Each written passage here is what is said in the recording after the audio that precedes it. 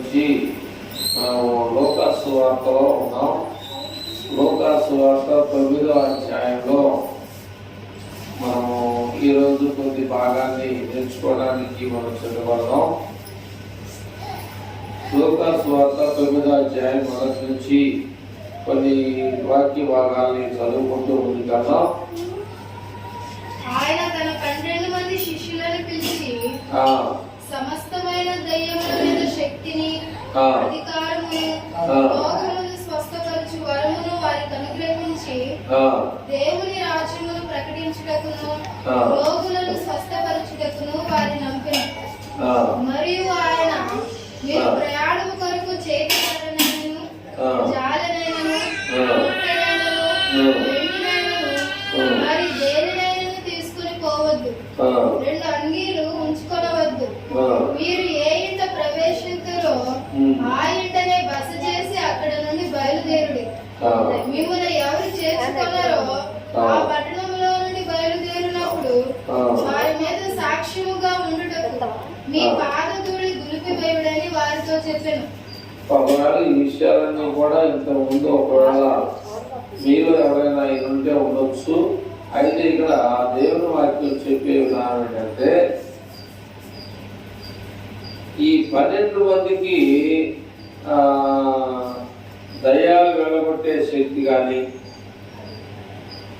రోగాల్ని పోగొట్టే శక్తి కానీ, స్వస్థపరిచే శక్తి కానీ ఎవరిచ్చారు అనేటువంటి విషయాన్ని మనకి తెలియాలి.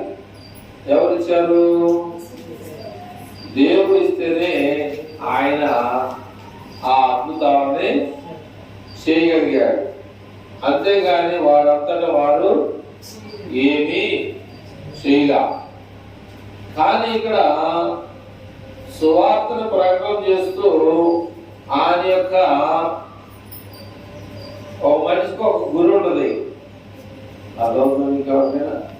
ఒక మనిషికి ఒక గురి ఉంటుంది. నేను ఇది సాధించలేకపోయానేంటి, నేను ఇది పొందలేకపోయానేంటి, ఇది అవకాశం ఉండి కూడా నేను ఎందుకని నేను నా చేతిలోకి రావట్లేదంటే అనేది అది ఒక గురి ఉంటుంది. ప్రతి ఒక్కరికి ఒక గురి ఉంటుంది. కానీ యేసు ప్రభువు యొక్క గురి ఏంటో మీకు తెలుసా? ఇంతకాలం మీరు బైబిల్ చదువుతూ ఉన్నారు, ఇంతకాలం దేవుని వాక్యం వింటున్నారు, ఇంతకాలం దేవుని యొక్క వాక్యంలో దొరుకుతూ ఉన్నాడు. ఆయన గురి ఏంటి అనేది మనకు తెలియాలి. ఇది ఇంతకుముందు చదివి ఉండొచ్చు, కానీ దీనిలో ఉన్నటువంటి ఆ విషయాలు మనకి క్షుణ్ణంగా అర్థం అవడానికి రూట్ మార్చి చెప్తా ఉన్నాం అనమాట. అర్థమైందా? రూట్ మార్చడం అంటే ఏంటంటే, కొన్ని తొందరగా వెళ్ళేటువంటి షార్ట్ కట్ రూట్లు ఉంటాయి. అట్లాగా దీనిలో ఉన్నటువంటి సారాంశాన్ని కొంచెం పక్కకి వెళ్ళి చెప్పడానికి నేను ప్రయాసపడుతున్నా. అయితే ఇక్కడ ఏం చెప్తున్నాడంటే, అక్కడ మళ్ళీ ఒకసారి ఫస్ట్ చదువుతాం. ఆయన తన 12 మంది శిష్యులను పిలిచి సమస్తమైన దయ్యముల మీద శక్తిని, అధికారమును, రోగములను స్వస్థపరచు వరమును వారికి ఇచ్చాడు. దేవుని రాజ్యమును ప్రకటించుటకును, రోగులను స్వస్థపరచుటకును వారిని పంపాడు. అయితే ఇక్కడ దేవుని యొక్క వాక్యం అనేటువంటి విషయం ఏంటంటే, దేవుని రాజ్యం ఎక్కడ ఉంది? వాళ్ళకి అప్పగించిన పని ఏంటంటే దేవుని రాజ్యము ప్రకటించాలి. దేవుని రాజ్యం అనేది ప్రజలకు తెలియాలి. దేవుని యొక్క రాజ్యం అంటే ఏంటి? అర్థమైందా? ఒక విషయాన్ని మనం జ్ఞాపకం చేసుకోవాలి. ఉట్టెక్కలేనోడు నిజామా సమానం చెప్పండి. ఉట్టెక్కలేనోడు ఎలా వెళ్తాడు? అట్లాగా నువ్వు దేవుని యొక్క రాజ్యంలోనికి రావాలి. దేవుని యొక్క రాజ్యం అనేది ఈ భూమి మీద ఉంది. అర్థమవుతుందా? దేవుని యొక్క రాజ్యం అనేది భూమి మీద ఉంది. అయితే చాలా మంది ఒకవేళ ఎవరు వెళ్ళారంటే నేను నిన్న గొడవలు వెళ్ళా, ఒకళ్ళు చెప్పాను గొడవల్లో మన చుట్టాలు ఉన్నారంటారు. ఏమంటారు? సుధాకర్ గొడవల్లో కూడా మన చుట్టాలు ఉన్నారంటారు. ఉండడం మంచిదే. వాళ్ళు కూడా దేవుని యొక్క రాజ్య సంబంధులా కాదా? అందుకని యేసు ప్రభువు వారు యోహాను వచ్చిన తర్వాత యోహాను బాప్తిసం ఇచ్చేటప్పుడు ఒక మాట అన్నాడు. ఏమన్నాడు? ఏమన్నాడంటే సద్దుకాయలు పరిసయ్యులు అనేక మంది బాప్తిసం పొందడానికి వచ్చారు. వచ్చిన తర్వాత ఆయనకి బీబీ వేరికి ఏమన్నాడు మీకు ఎవరికైనా తెలుసా? సర్ప సంతానమా, రాబో ఉగ్రత నుండి మిమ్మల్ని తప్పించేవాడు ఎవడు అన్నాడు. ఒక విషయాన్ని మనం జ్ఞాపకం చేసుకోవాలి. ఉదాహరణకి ఒక స్కూల్ పిల్లల్ని పిక్నిక్ తీసుకెళ్లారు. అంటే ఒక స్కూల్ పిల్లల్ని పిక్నిక్ అంటే తెలుగులో ఏమంటారని సరదాగా అనే విహారయాత్ర, లేకపోతే విహారం అంటే సరదా, సరదాగా ఊరు చూసి వెళ్దామని, పద్దాక ఈ ఊళ్ళు ఎంతకాలం ఉందామని, 2 రోజులు మా మామూలు ఇక్కడ లేదు, 2 రోజులు అక్కడో ఇక్కడో ఉందామని చెప్పేసి వెళ్తారు కదా. అయితే ఆ స్కూల్లో చదివే పిల్లల్ని తీసుకెళ్తారా, లేక వేరే స్కూల్లో పిల్లలు కూడా తీసుకెళ్తారా?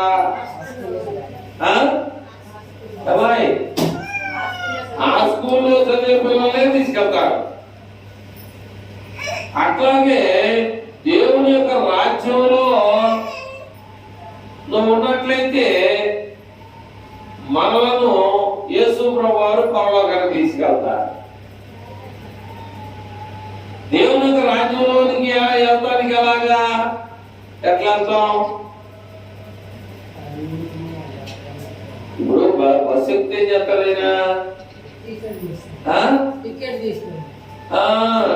తీసుకోవాలి. టికెట్ లేకుండా చాటు కూర్చుంటారు కొంతమంది. అలా చేయబాలండి, తప్పది.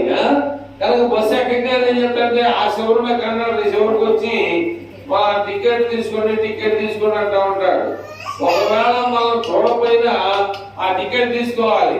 ఆయన ఏం చేస్తారంటే లాస్ట్ లో బస్ స్టేషన్ దగ్గరికి వెళ్ళినప్పుడు బస్సులో ఎంతమంది ఉన్నారు? ఉన్నది 49 మంది అయితే 50 మందికి టికెట్లు మనుషులు ఉంటారు. టికెట్లు 49 కోసాడు, కానీ మనుషులు లెక్కైతే ఒక మనిషి పెరిగాడు. మీకు చాలా విషయాలు తెలిసి ఉండాలి. మధ్యలో వాళ్ళు ఆర్టీసీ వాళ్ళు ఇన్స్పెక్టర్ వస్తారు, బస్ ఆపి పక్క పెట్టి అంటాడు. బస్ ఆపి పక్కన పెట్టి ఎవరైతే టికెట్ తీసుకోలేదో అప్పుడు సస్పెండ్ అవుతాడు.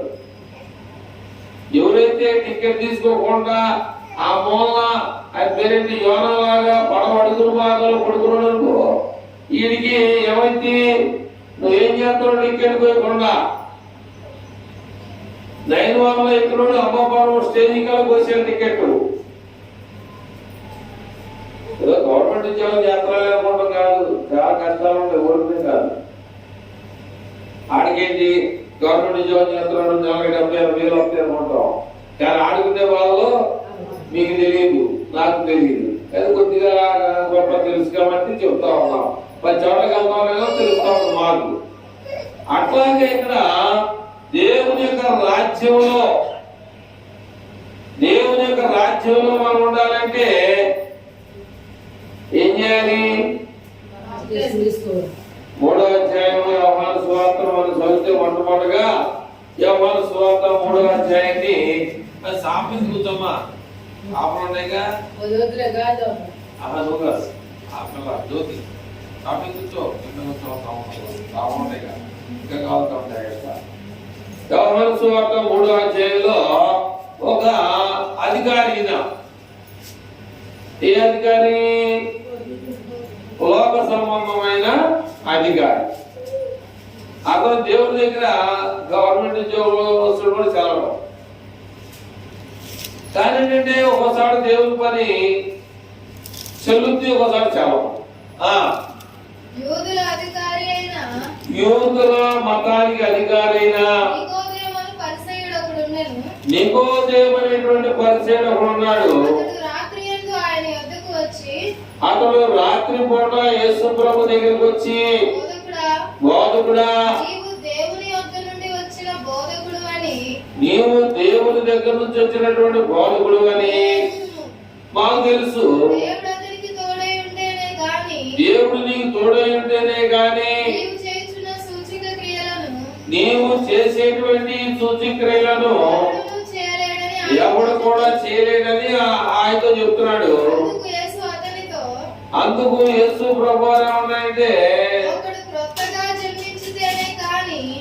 ఒకడు క్రొత్తగా జన్మించితేనే గాని అతడు దేవుని రాజ్యాన్ని చూడలేడని నీతో ఖచ్చితంగా చెప్తున్నానన్నాడు. ఆ మాటకి నికోదేముకి కోపం వచ్చేమన్నాయంటే, ముసలివాడైన మనుష్యుడు తల్లి గర్భంలోనికి మరలా ఎట్లా వెళ్తాడు? రెండోసారి తల్లి గర్భంలోకి వెళ్ళి మళ్ళీ పడతాడా అని ఈ నికోదేము అనేటువంటి యూదా మతానికి ఏమై ఉన్నాడు ఆయన? జాగ్రత్త తెలుసుకోవాలి. అధికారి. అధికారికి తెలియాలా? తెలియదు. సామాన్య మానవుడికి తెలియదు, అధికారికి తెలియాలిగా. అందుకనే దేవునికి మానవుడికి ఉన్న తేడా ఏంటంటే, దేవుడు ఆత్మ సంబంధంగా మాట్లాడతాడు, మానవుడు ఏంటంటే శరీర సంబంధం కనపడేదాన్ని నమ్ముతాడు. మనిషి ఏమో కనపడేదాన్ని నమ్ముతాడు. దేవుడు ఏం చెప్తాడంటే ఆయన ఒక చక్కని సమాధానం పెట్టాడు. ఏమనంటే ఒకడు క్రొత్తగా జన్మించాలి. క్రొత్తగా జన్మించాలంటే ఏంటి? కొత్త బట్టలు వేసుకోవాలా?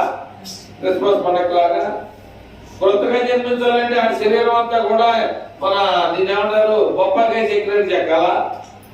మరి ఎట్టవుతాడు కొత్తగా? ఇప్పుడు కొత్తగా జన్మించడం అంటే బొప్పకాయ తింటారు మీరు, లేదనుకుంటే దాన్ని ఏమంటారు, ఇంకా తోలు తీసి కాయలు ఏంటి, కమలాకాయల్ని, యాప్లికాయలు తొందర తీరులే, కమలాకాయని తీస్తాడు, బొప్పకాయని తీస్తాడు, దోసకాయలు కూడా తీస్తాడు. అలాగా కొత్తగా జన్మించడం అంటే ఏంటి? శుభ్రంగా స్నానం చేయటమా, లేదా మంచి బట్టలు వేసుకోవటమా? కాబట్టి ఏంటంటే ఆయన చెప్పేది ఏంటంటే ఆత్మ సంబంధంగా అక్కడ మాట్లాడుతున్నాడు. ఇక్కడ కూడా యేసు ప్రభువు ఏం చేశాడంటే రోగుల్ని బాగు చేయాలని చెప్పడానికి యేసు ప్రభువు ఏం చేశాడంటే వారికి ఏమిచ్చాడు? అధికారం ఇచ్చాడు. అధికారం ఇవ్వకపోతే ఆయన ప్రకటన చేయలేరు. వారు ఎవరైతే మిమ్మల్ని చేర్చుకుంటారో, అందుకనే చాలా మంది తెలిసిన వారు, దేవుని వాక్యం ఎరిగిన వారు, ఈయన అయ్యగారు అని చెప్పేసి అంటే కనీసం ఏం చేస్తారు? మంచినీళ్ళన్నా, అక్కడ బైబిల్లో ఒక మాట ఉంది, కనీసం నువ్వు ఒక గిన్నెడు చన్నీళ్లు కానీ నువ్వు ఇచ్చినా దాని ఫలితాన్ని వచ్చిన సేవకుడు ద్వారా నీకు అందుద్ది అనేటువంటి విషయాన్ని చెప్పాడు. అట్లాగే ఇక్కడ లూకాసు వార్త 9వ అధ్యాయం 17వ వచనంలో ఒక మాట మనం చూద్దాం. ఈయనకి అనుమానం వచ్చింది. ఎవరికి? ఏ రోజు అంటే ఎవరు తెలుసా మీకు? ఎవరు తెలుసు? ఏ రోజు అంటే ఎవరు తెలుసా మీకు? యేసు ప్రభువుని సంపేయమని చెప్పినటువంటి వ్యక్తి ఈయనే. 2 సంవత్సరాలు ఉన్న పిల్లలందరినీ కూడా సంపేసేయండి అని చెప్పిన ఈయన ఏమన్నాడంటే, చతుర్థాధిపతి అయినటువంటి ఏ రోజు జరిగిన కార్యములన్నిటిని గురించి విని చేయాలో అర్థం కావడానికి ఏలయనగా కొందరు ఏంటి యేసు ప్రభు అని ఏమనుకున్నారంటే ఏలైనగా కొందరు యోహాను మృతులలో నుండి లేచిననియు యోహాను చచ్చిపోయాడు కదా, తిరిగి లేచాడా? కొందరు ఏలియా కనబడిననియు ఏలియా ఉన్నాడు కదా అంతకుముందు, ఆయన ఏమన్నా వచ్చాడా? కొందరు ఆ పూర్వకాలపు ప్రవక్త ఒకడు లేచిననియు ఒక మొట్టమొదటిగా మరి మోసేలాంటి ఉన్నారు కదా చాలా మంది. ఆయన అనేటువంటిది వీళ్ళకి ఏంటంటే ఆశ్చర్యకరమైనటువంటి విషయాలు వస్తున్నాయి ఇక్కడ. చెప్పుకొనుచుండే ఆ. అప్పుడు హెరోదు ఆ, నేను యోహానును తలగొట్టించితిని కదా, ఆ, ఎవరి గురించి ఇటు సంగతులు వినుచున్నానో ఆ. అతడెవడో అని చెప్పి ఆయనను కాబట్టి ఏ రోజు రాజు కూడా ఆ రాజ్యాన్ని పరిపాలించేటువంటి రాజు కూడా ఏమైందంటే అర్థం కావట్లా. ఎవరైనా అసలు ఈ చేసే పనులు ఎలా జరుగుతున్నాయి ఏంటి అసలు ఈయన ఎక్కడి నుంచి వచ్చాడు, ఈయన చేయడానికి ఈయనకి ఆ ఎట్టి అధికారం ఈయనకి కలిగింది అనేటువంటిది మరి నికోదేవుకి అనుమానం వచ్చింది. ఆ తర్వాత మన ఏంటి యూదుల అధికారి నికోదేవు కూడా, తర్వాత ఈయన ఇంకేంటి ఏ రోజు రాదంటే ఆయన పెద్ద అధికారం కలిగిన వాడు, చక్రవర్తి.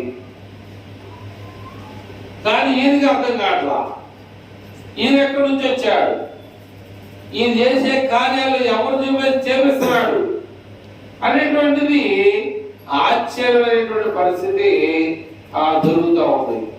కనుక ప్రియమైన వాళ్ళారా, ఇప్పుడు మీ జీవితాలు ఏమైనా జరుగుతున్నాయా అద్భుతాలు? మీ జీవితాలు ఏమైనా మహత్కార్యాలు జరుగుతున్నాయా? మీ జీవితాలు ఏమైనా మేలు జరుగుతున్నాయా? అర్థమవుతుందని చెప్పేసి ఏమా మీ జీవితాల్లో ఏమైనా అద్భుతాలు జరుగుతున్నాయా? జరగకపోతే మనం ఏం చేయాలంటే దేవుడు అడగాలి. ఇక్కడ జరగకపోతే మనం ఏం చేయాలంటే దేవుణ్ణి అడగాలి. ఇక్కడ అనేక విధాలుగా అధికారాన్ని ఇచ్చి 12 మంది శిష్యుల్ని మరి మీరు అనేక అద్భుతాలను మహత్కారాలు చేయమన్నాడు. ఒకసారి ఏం చేశాయంటే ఈ శిష్యులు మీదకి ఏమైంది, ఎంత ప్రార్థన చేసిన టైం పోట్ల, ఎంత ప్రార్థన చేసినా కారణం ఏంటి? కారణం ఏంటి? మనిషిని దేవుడు ఎప్పుడు కూడా పరీక్ష చేస్తాడు. ఆయనకి అధికారం ఇచ్చినట్టు ఇచ్చి తీసేసి దయ్యాలు నిలబడుతున్నారని చెప్పేసి కోట్ల ఏ శర్మలు అయ్యా దయ్యాలు మాకు ఎదురు తిరుగుతున్నాయి, ఏంటి మీరు ప్రార్థన చేస్తే పోటీ అని చెప్పారు కదా, అవి మాకు వలగాట్లని చెప్పేసి అన్నప్పుడు ఇప్పుడు వెళ్ళి ప్రార్థన చేయండి అని చెప్పేసి అప్పుడు సరైన అధికారం ఇచ్చాడు. అంతేగాని ఒక ఇచ్చిగాడు తెలుసా ఏమంటాడు, తప్పు టమారా గదికర్మ గోకర్మ చేసేవారు ఉంటారు తెలుసా మీకు? ఏమా తెలుసా? వాడు ఏం చేస్తాడంటే అన్ని విద్యలు చేస్తాడు, కానీ ఏం చేశాడంటే సమస్తమును కూడా వేసాడు. సమస్తమును ఏం చేశాడు? వచనం చూపిస్తున్నానికి అధికారం ఆ టైం కుదరదు. సమస్తమును ఏం చేశాడు?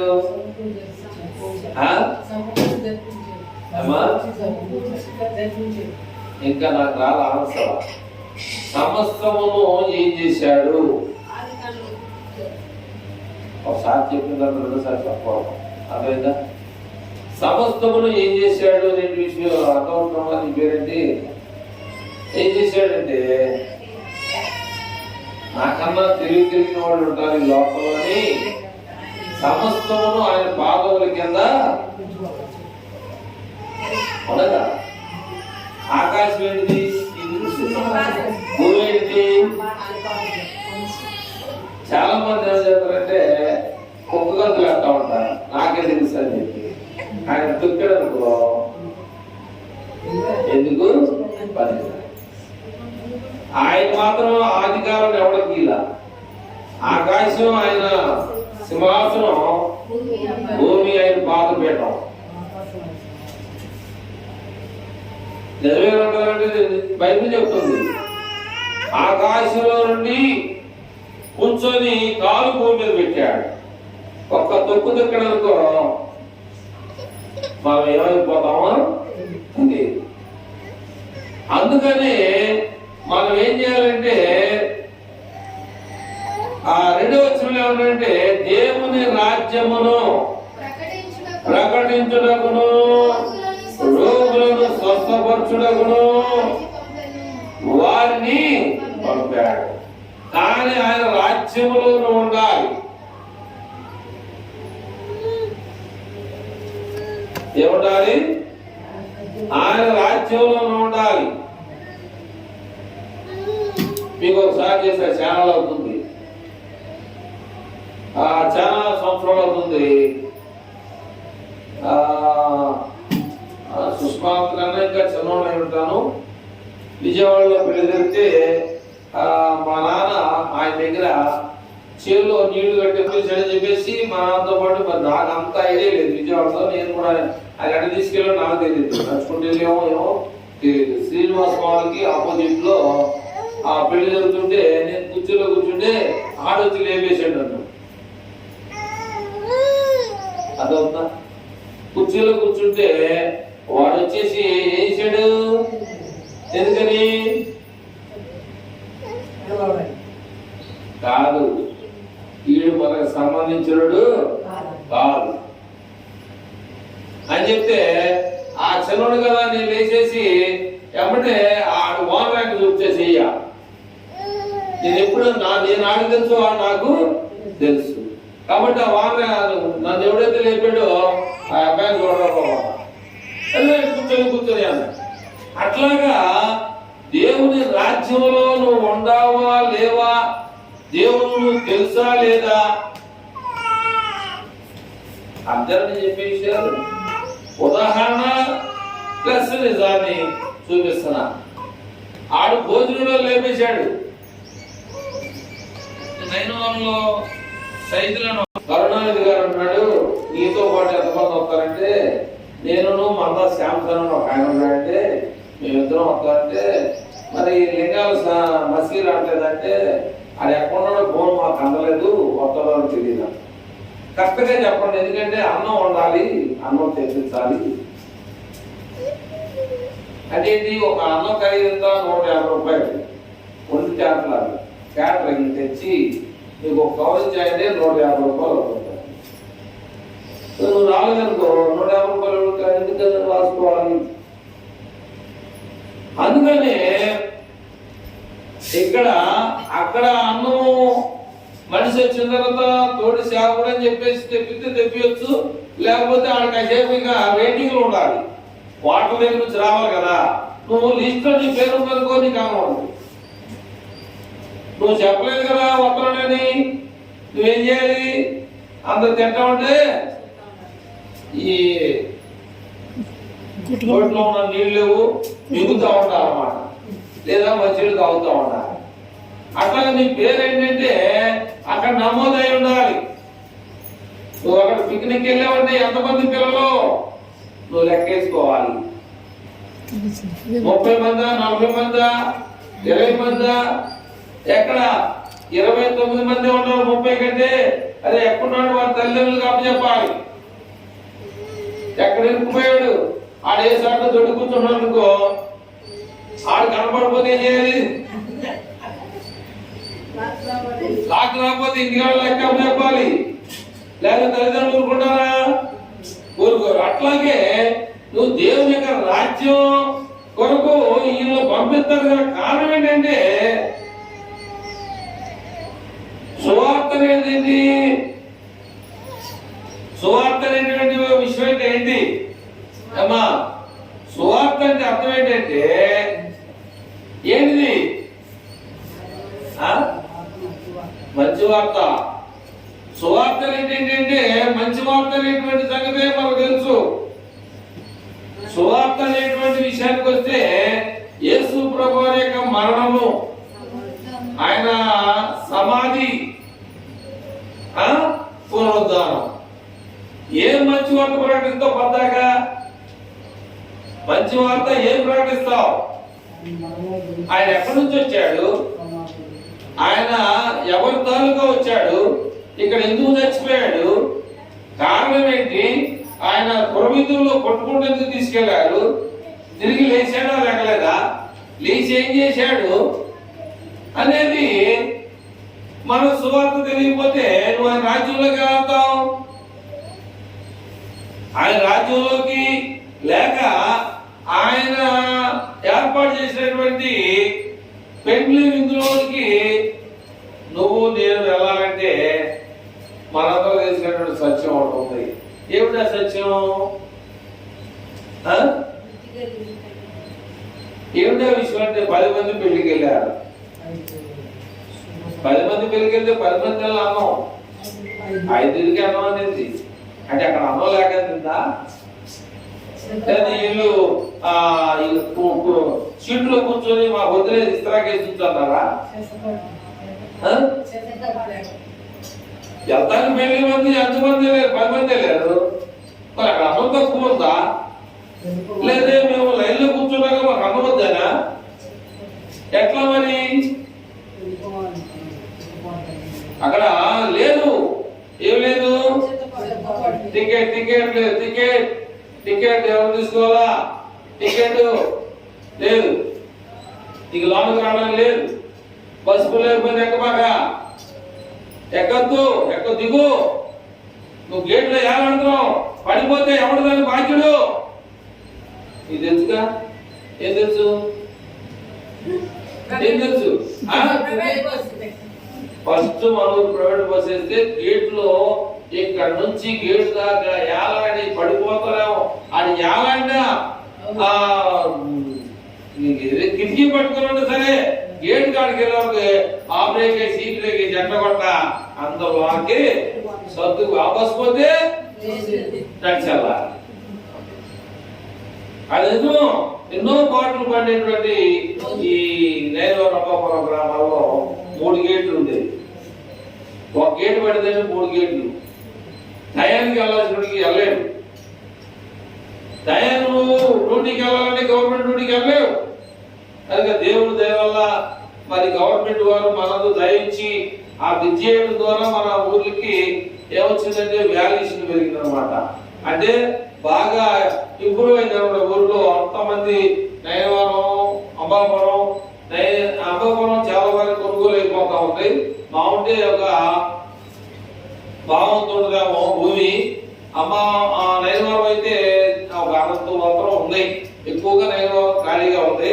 అంబాపురం బాగుందికి దగ్గర పడతా ఉందన్నమాట. ఆ లైన్ అంతా అయిపోయింది. ఇక ఈ రాజు కటకా నుంచి అయితే అంబాపురం మొత్తం భూమి లేదు. అంబాపురంలో భూమి లేదు కొనడానికి. విజయవాడ పట్టణం లాగా అయిపోయినటువంటి పరిస్థితి దగ్గర పడతా ఉన్నమాట. కనుక ఇదైతే మనకి పాతపాడు ఆనుకున్నాడు నైనవరం. పాతపాడు వరకు మనకి గౌంక, పాతపాడు తర్వాత పంచాయతీ, మొదలు నైనవరం పంచాయతీ. అలా మనకి డొక్కెట్టు తెలుసు. ఇది పక్కనే దొరక. ఈ పక్కన రోడ్డు మొదలు రోడ్డుకి వెళ్ళేది, రాజనగరం కట్టుకెళ్ళేది. ఇదే మన ఊరికి డొక్క. మన చిన్నప్పుడు ఆ డొక్క చెప్పేవాడు. అట్లాగా ఇక్కడ దేవుని యొక్క వాక్యాన్ని కూడా మనం ఆలోచన చేస్తుంటే అక్కడ ఏ రోజు రాజు ఈయన ఎవరానికి కంగారు పడతాడు. ఆయన పేరేంటి? యోధా మతానికి అధికారైనటువంటి నికోదేము కూడా కంగారు పడతాడు. ఇక మనం ఏం చేద్దాం ఇప్పుడు? వాళ్ళు అధికారంలో ఉన్న వాళ్ళే బెంబేలు ఎత్తుతున్నారు. మరి మనకి వాక్యం తెలియనటువంటి మన సంగతి ఏంటి? మన ఉడతా భక్తిగా వస్తున్నాం, ప్రతి ఆదివారం వస్తున్నాం. కానీ దీని యొక్క గుణ లక్షణాలు మనకు తెలుసుకున్నారు. అర్థమైందా? బైబిల్ యొక్క గుణ లక్షణాలు మనకు తెలియకపోతే ఆయన రాజ్యంలోనికి మనం వెళ్ళలేము. ఆయన రాజ్యంలోనికి మనం వెళ్ళాలి అంటే ఖచ్చితంగా ఆయన చెప్పాడు ఏమని 3వ వచనంలో, మరియు ఆయన మీరు ప్రయాణము కొరకు చేతి కర్రనైనను జాలినైనను రొట్టెలనైనను వెండినైనను మరి దేనినైనా తీసుకొని పోవద్దు. 2 అంగీలు ఉంచుకోవద్దు. ఎందుకని? మొన్న జరిగినటువంటి తుఫాన్లో ఒక 2-3 నెలలు వాటర్ బాటిల్ ఉన్నట్టు వాళ్ళ ఇంట్లో లారీడు వాటర్ బాటిల్, పాల ప్యాకెట్లు, నీళ్ళ ప్యాకెట్లు, పెరుగు ప్యాకెట్లు ఇలా కుట్రు జిల్లా నుంచి కూడా వాళ్ళు సంఘం పాలు అనేటువంటి 2 లారీలు పంపించారని అక్కడ పనిచేసే అక్కాయి మరిది పెదనాన్న కూతురు ఉంది. ఆయన కూడా పాలపేటలో పనిచేస్తాడు. ఆ అబ్బాయి వాళ్ళ తమ్ముడు ఇద్దరు కూడా సంఘం డైరీలో పనిచేస్తూ మాకు ఫోన్ చేశారు. ఫోన్ చేశాక లారీ వస్తుంది, మా మధ్య వస్తున్నాడు, మీకు ఎన్ని పేర్లు కావాల్సి తీసుకోండి అంటే ఆడు ఎప్పుడు వచ్చాడో మాకు తెలియదు, మేము ఎప్పుడు కట్టుకున్నాం మాకు తెలియదా, కానీ వచ్చాడు. కానీ దేవుడు చెప్తా కాదు, నీకు అనుకున్నాడో మాకు తెలియదు. అది ఎంతో నిషిద్ధమైంది, వద్దు. ఎందుకంటే ఎవడైతే వదలో ఉన్నాడో వాడికి మాత్రమే అది అన్నాడు. కనుక ప్రియమైన వల్ల మరి ఇదేంటి, ఎట్లా ఇటు చేతి కర్మైన జోలంటే చాలా మంది సేవకులు సర్చ్ చేసుకుని వెళ్తా ఉంటారు. అదే జోలినైనను కర్రనైనను రొట్టెలైనను వెండి గాని దేనిని కూడా తీసుకొని వెళ్ళొద్దు. మరి ఏం చెప్పాడు? ఎట్ట బతకాలి? ఎట్ట బతకాలి? ఎట్లా బతకాలి? అర్థమైందా? ఒకడు సందాయం అంటాడు, ఒకడు సందాయం అంటాడు. బైబిల్ 10వ అంటుంది, ఓల్డ్ టెస్టమెంట్ ఏమో నీ 10వ భాగం అంటుంది. మలాకి గ్రంథంలో కొత్త నిబంధనలు ఏమంటుందంటే శ్రేష్టమైన భాగాన్ని ఏమంటుంది? మనిషి చెప్పిన నమ్మాలా, దేవుడు చెప్పిన నమ్మాలా? ఏం చేయాలి? కనుక ఏం చేయాలి? ఎక్కడికి వచ్చాక నేను మళ్ళీ పాయింట్ పోయింది. ఏమైంది? అది కావాలి మనకి. 12 గోత్రాల వారు ఉన్నారు. ఎక్కడ? ఈ భూమి మీద 12 గోత్రాల వారు ఉన్నారు. 12 గోత్రాల్లో ఒక గోత్రం మాత్రమే ఈ బైబిల్ పట్టుకోవాలి. 11 గోత్రాల వారు ఈ గోత్రం వాడు చెప్పిన విషయాలన్నీ కూడా వినాలి, వాడిని మీరే పోషించాలి. అందుకని ఏమి ఎత్తుకెళ్ళొద్దు. అర్థమైందా? అందుకని మీరు కరవద్దు, ఏ రొట్టె కానీ ఏది కూడా మీరు ఎత్తుకెళ్ళొద్దు. 11 గోత్రీకులు 11 గోత్రీలకి 12వ గోత్రీయుడైనటువంటి లేవి గోత్రీయుడు మాత్రమే వారికి సేవ చేయాలి. ఎంత చెప్పా? మా చెమట కాచి ఆడు నీళ్లు కట్టేసి ఒరి పెంచి ఒడ్లు నాటించి చేస్తే నేను తినడానికి హక్కులేదని ఇందాకన్నా. అట్లాగే ఈ 11వ గోత్రీయుడైనటువంటి లేవీయుడు ఏం చేస్తాడంటే ఏ పని చేయకూడదు, మీరే పోషించాలి.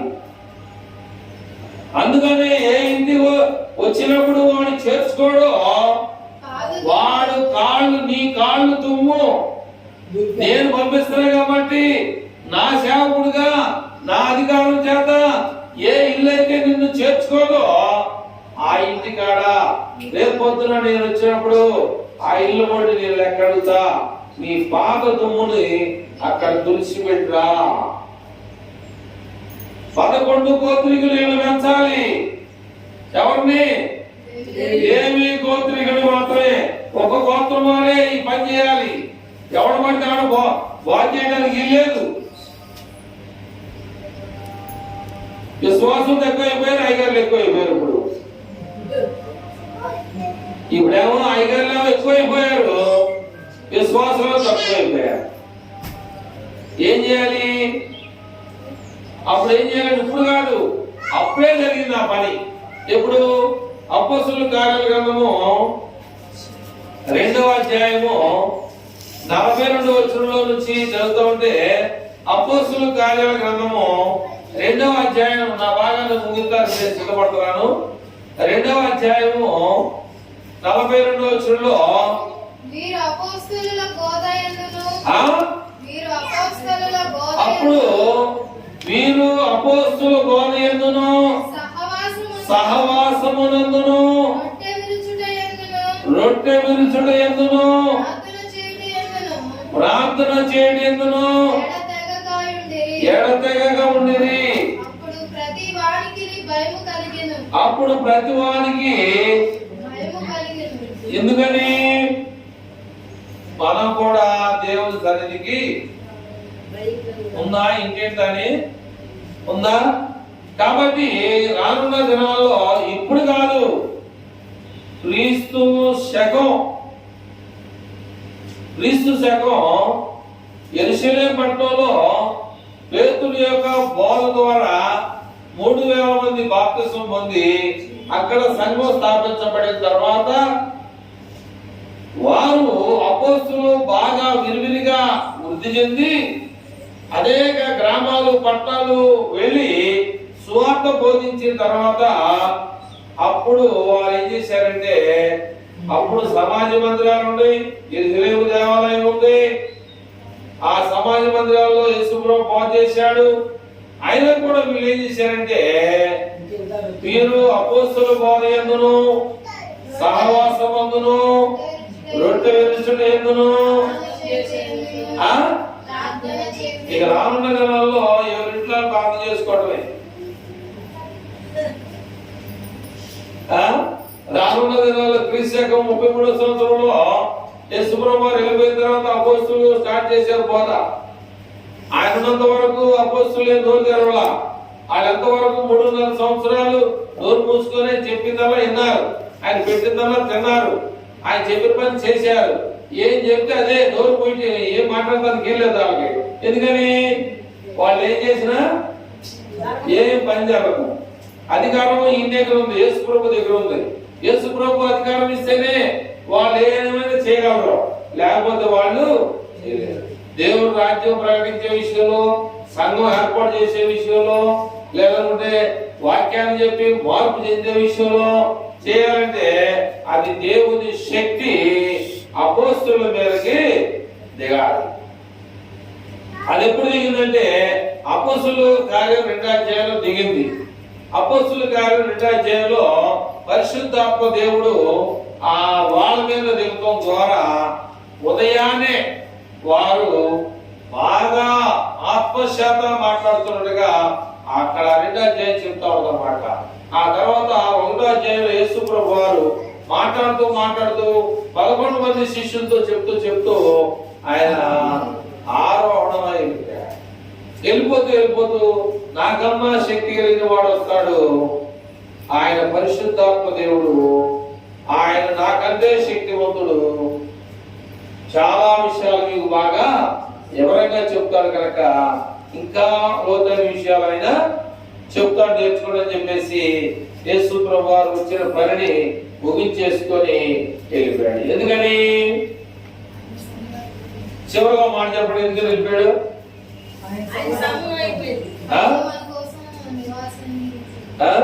ఈ లోకం ఆయన్ని చేర్చుకోవాలా. మా వద్దు, నువ్వు వెళ్ళిపో, నీ గారు ఎక్కడి నుంచి వచ్చావో ఆడికి వెళ్ళిపో. కానీ పరిశుద్ధాత్మ దేవుడు వచ్చాడు. పరిశుద్ధాత్మ దేవుడు మామూలు అనుకున్నా ఎలాంటాడు? అననీయ సభ్యులు అనేటువంటి వారు ఉన్నారు. వాళ్ళ పొలం అమ్ముకొని కొంత మొత్తం దేవుడికి ఇచ్చేద్దాం అనుకున్నారు. తర్వాత ఏం ఆలోచన కలిగింది? డబ్బులు చేతిలోకి వచ్చారు, కొంచెం దాచుకున్నారు. కానీ పరిశుద్ధాత్మ దేవుడి దగ్గర చాలా జాగ్రత్తగా మనం ఉండకపోతే అననీయ సభ్యులను గుర్తుపెట్టుకోవాలి. చెప్పాల్సిన అవసరం మీ అందరికీ తెలుసు. మీకు చెప్పి ఇంకా ఇదిగో ఏ చరిత్రలు ఏముండదంటే ఇది వచ్చి చెప్పాలి. అననీయ సభ్యుల గురించి మీకు తెలిస్తే చాలా జాగ్రత్తగా. అప్పుడు మన దగ్గర ఏమన్నారంటే ఆయన చాలా శక్తివంతుడు. ఆయన దగ్గర మనం జాగ్రత్తగా ఉండకపోతే మనకే ఇబ్బంది, మనకే ప్రమాదమైన విషయాల్ని గుర్తుపెట్టుకొని ఆ ప్రకారంగా మరి వాక్యంలోనికి అనగా ఆయన రాజ్యంలోనికి మనం ఏమై ఉండాలంటే హక్కుదారులుగా ఉండాలి. నీకు హక్కు ఉండాలి. హక్కు లేకుండా ఎందుకు విలువ లేనటువంటి జీవితం? ఈ లోకంలో నాకు ఒక హక్కు ఉండాలి.